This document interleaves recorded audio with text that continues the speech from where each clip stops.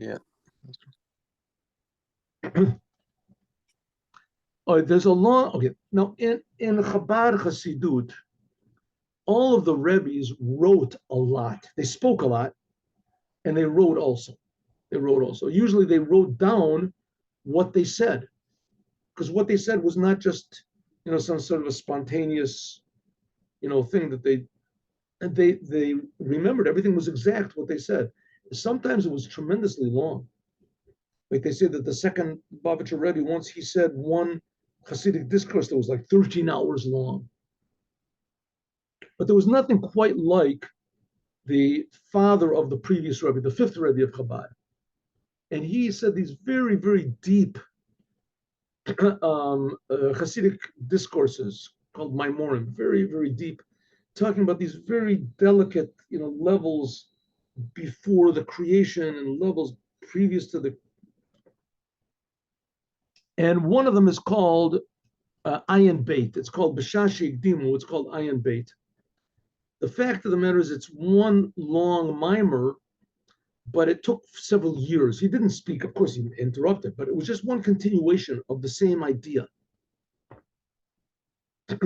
He began it in 1912 and finished it in 1915.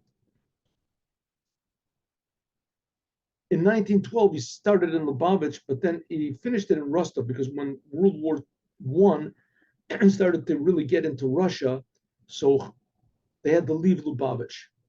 They left Lubavitch and they moved to the city of Rostov.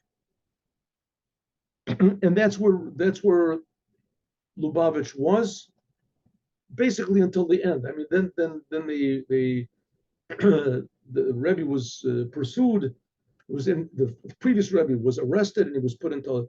Then he had to run away and etc. But so the fifth Rebbe of Chabad said this one continuation, chapter after chapter, of these deepest ideas. It's written. You can buy it. It's called Ayin Beit. It's called 72, because in the Hebrew date it was 5672. Okay, so that was like, we said it like 110, 15 years ago. So this was written. He started saying it in 1912, and he finished it 3 years later.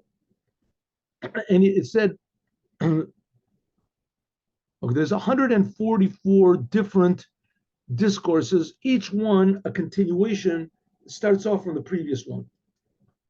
There also exists a second one, which he didn't say orally, and it's not divided into Maimorim, and that's also been printed, that we can also print it. So the people who are in Chabad know of these Maimorim. Very, very deep, very detailed, tremendous detail. And it takes a lot of preparation in order to learn, a lot of previous knowledge in order to learn these Maimorim. But nevertheless, these are the bases of Chabad. Now, this Rebbe who wrote these tremendously long Maimorim, he also was the one who started the Chabad yeshivas. And Chabad yeshivas, and the purpose of them was to spread Judaism to the whole entire world, as he said it best, to bring the Mashiach, the soldiers of Mashiach, Chayli Beit David. The whole purpose was only to bring the Mashiach. That's the whole purpose of Chabad in general. That's the whole purpose of Judaism in general, is to bring Mashiach.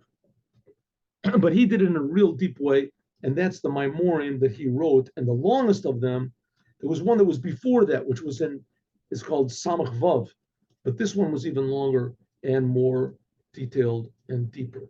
Now let's have a story.